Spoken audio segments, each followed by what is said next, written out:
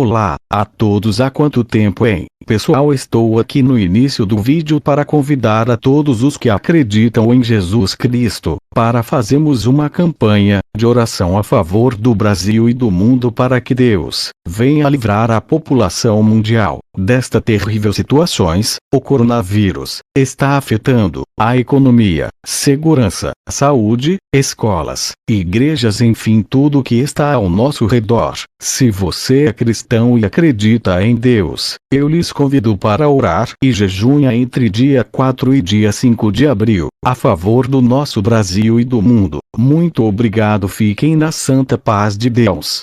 É possível ser criacionista e ainda estudar paleontologia, geologia e biologia? A resposta é virtualmente simples.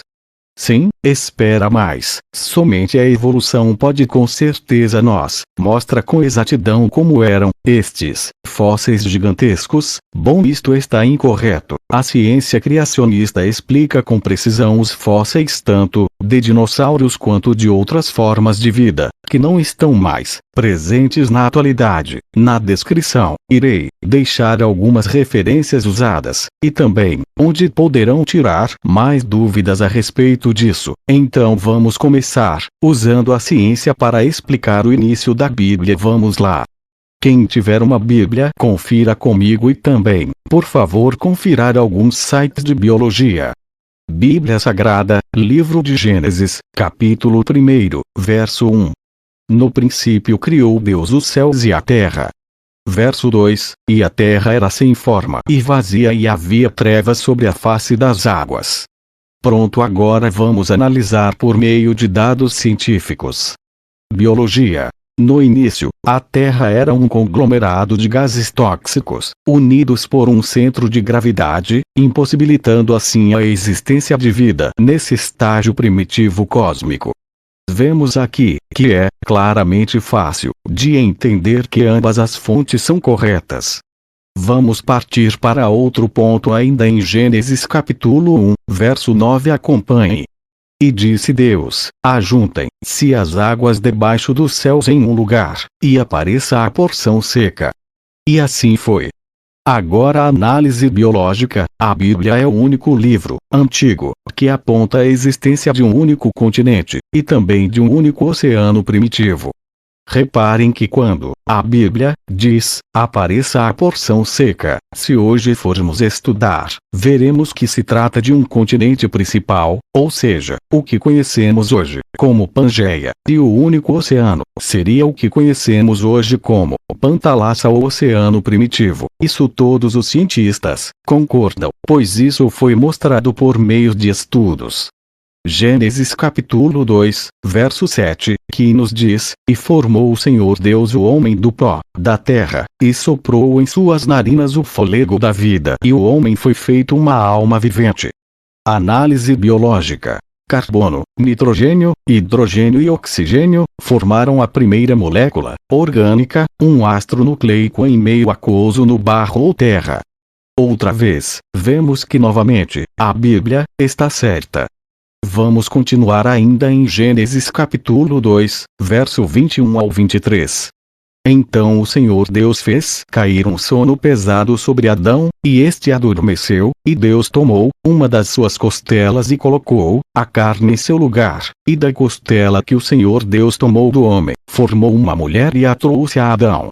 E disse Adão: esta é agora osso dos meus ossos e carne da minha carne, esta será chamada mulher, porquanto do homem foi tomada.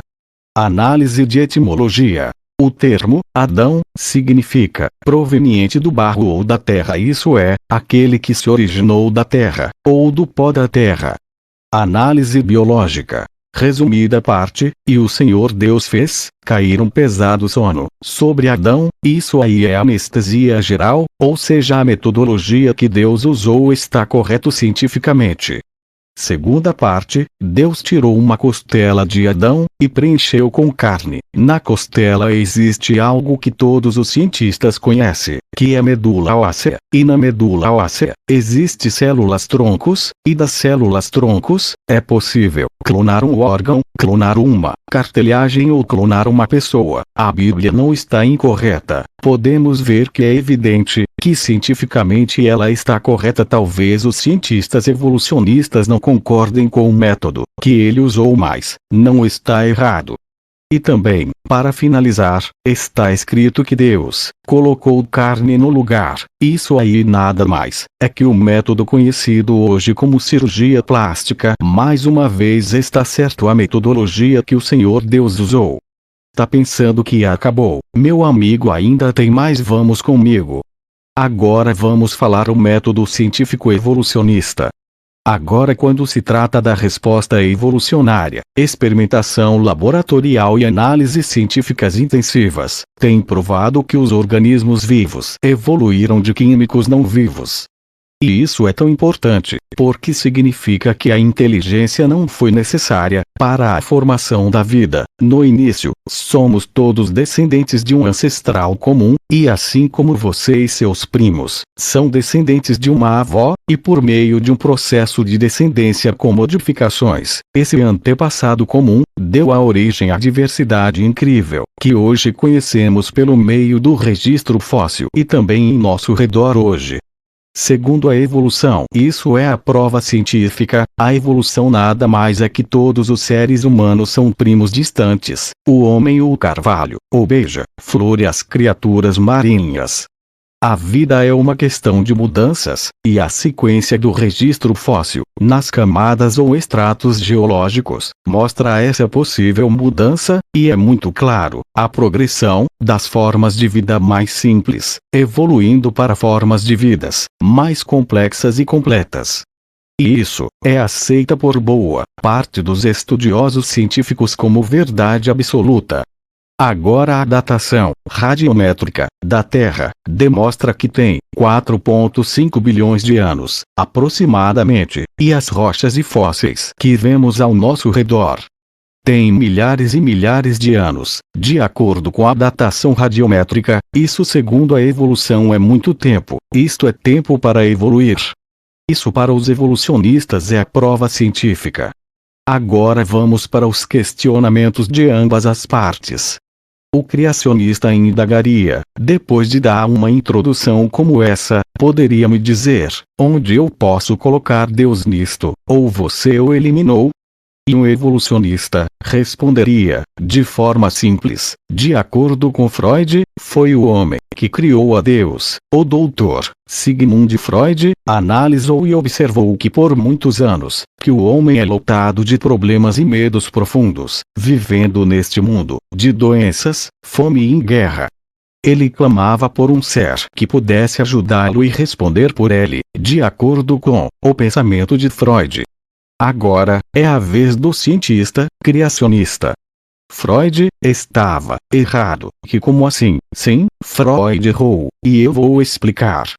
É claro que muitos cientistas evolucionistas acreditam no ponto de vista de Freud, já que na evolução não existe espaço para um Deus sobrenatural.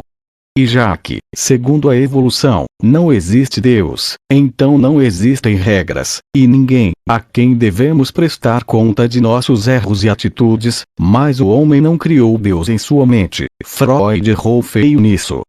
Acredito que se o homem pudesse escolher, ele escolheria que Deus não existisse e removeria Deus, não o criaria como Freud disse. Vocês aí do outro lado da tela já notaram que quando acontece algo de ruim, ou ocorre uma tragédia na vida de alguém, seja religioso ou não, sempre procuram culpar Deus. Exemplo, como é que Deus permitiu isso? Como o Senhor permitiu aquilo? Não, como o homem pudesse, ele removeria Deus, não o criaria. O homem até ficar criando teorias malucas e absurdas de que o Senhor Deus nunca existiu ou morreu segundo o pensamento evolucionista ou ateísta. Então como é que o homem segundo Freud teria criado a Deus? Os evolucionistas afirmam que esses experimentos laboratoriais provaram que organismos vivos evoluíram de formas de vidas não vivas, provando uma origem naturalista da vida. Isso está incorreto. Esses experimentos mostraram que apenas certos compostos orgânicos poderiam ser formados por compostos inorgânicos, e a inteligência era, e ainda é necessária, já que alguém teve que realizar e organizar todos esses experimentos. Certamente, isso está longe de criações de novas formas de vidas em laboratórios. E se alguém ainda não sabe que a quantidade de informações que estão presentes em um núcleo de uma célula viva demonstra que ela não poderia ter evoluído de químicos não vivos, e é muito provável que foram criadas.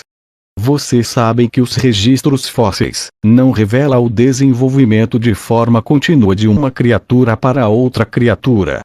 E que ninguém nunca e jamais viu uma espécie de planta ou animal se transformar em uma outra espécie diferente. Exemplo, cães se transformam em outros tipos de cães, mas são sempre cães e podemos criar novas variedades de cães, mas seu DNA não permite que eles se transformem em pássaros ou peixes, porque continuam dentro dos limites que Deus colocou em seu DNA.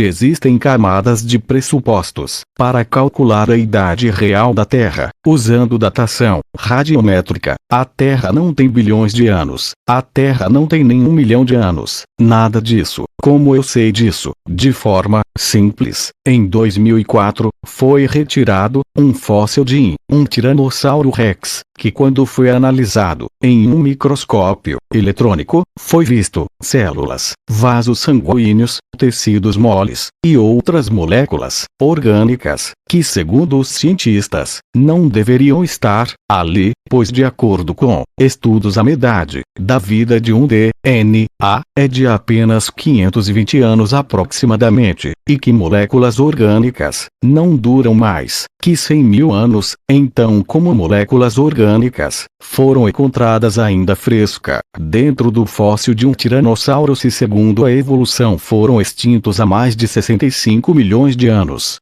Fora outros que se eu for colocar aqui vai deixar o vídeo muito grande e as demais informações deixarei na descrição ou no comentário fixado. Para mim o aspecto mais preocupante disso é que em nossa sociedade nos dias de hoje, a teoria da evolução está sendo pregada como um fato. Mas ninguém pode provar a evolução cientificamente, e assim como ninguém pode provar que Deus criou o universo, já que nenhum de nós estávamos presente no local e no dia, para ver e observar. Então, ambos os ensinamentos passam a tornar uma questão de pura fé. O evolucionista não tem nada, a não ser vastos períodos de tempos, acontecimentos totalmente improváveis e aleatórios, e as ideias variadas do homem que se formam para basear seu ponto de vista. Agora quem confia e acredita na criação, possui suas crenças fortemente e firmemente enraizadas nas verdades que se contêm na Santa Bíblia. E em um Deus incrível e poderoso, que criou o universo inteiro.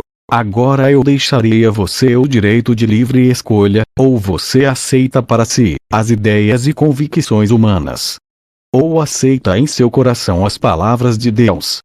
Então se for evolução sigam esse caminho, se for Deus, então sigam o Senhor. Não posso provar nada aqui a vocês nem evolução e nem criacionismo.